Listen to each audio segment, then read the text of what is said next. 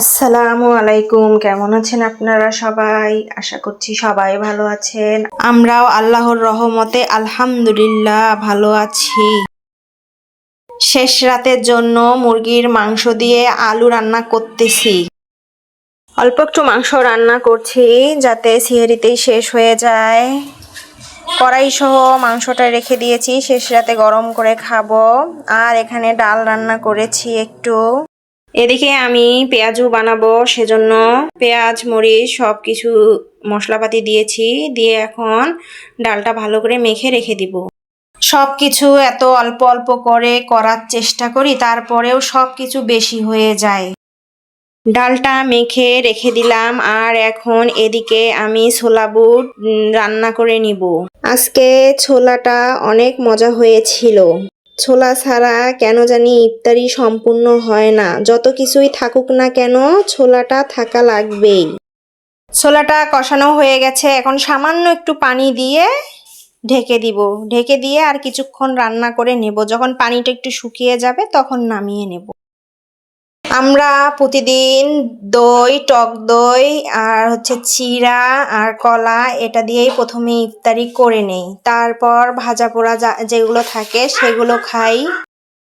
সব শেষে ফল ফলাদি যা থাকে সেগুলো খেয়ে নেই। তো আজকে টক দই বানাবো, কারণ আগে যেটা টক দই বানিয়েছি সেটা শেষ হয়ে গেছে। তো যেহেতু প্রতিদিন সন্ধ্যায় আমরা টক দই খাই, সেহেতু আজকে টক দই বানাতে হবে। এদিকে আমার পেঁয়াজুগুলো বানানো শেষ হয়ে গেছে। আজকে অনেকগুলো পেঁয়াজু হয়েছে। তারপর বাজার থেকে বেগুনি নিয়ে আসছে, তারপর ঝুরি ভাজা নিয়ে এসেছে, জিলাপি নিয়ে এসেছে, কলা নিয়ে এসেছে। তবে কলাগুলো ভালো ছিল না। ভালো ছিল না বলতে শক্ত ছিল, খাওয়া যায়নি। তো 2 দিন পরে খেলে হয়তোবা ভালো লাগবে। এই তো এদিকে আমি দুধটা প্রথমে জাল করে নিচ্ছি।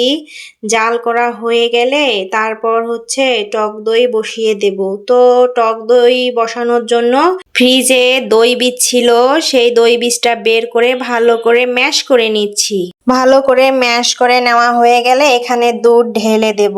তবে দুধটা একটু গরম থাকবে, খুব বেশি গরম না, কুসুম কুসুম গরম থাকবে। তারপর ভালো করে নেড়ে চেড়ে কিছুক্ষণের জন্য কম্বলের নিচে রেখে দিব। কিছুক্ষণ বলতে আমি প্রায় 8-10 ঘন্টা রেখেছিলাম।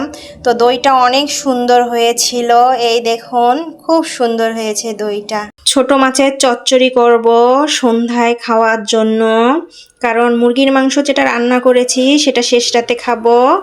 আর শুধু ডাল দিয়ে তো খাওয়া যাবে না, সেজন্য ডালের সাথে ছোট মাছের এই যে চচ্চড়ি করতেছি। মাছের এই চচ্চড়িটা আমাদের কাছে খুবই মজা লাগে। আমি প্রায় এই মাছের চচ্চড়িটা করে থাকি।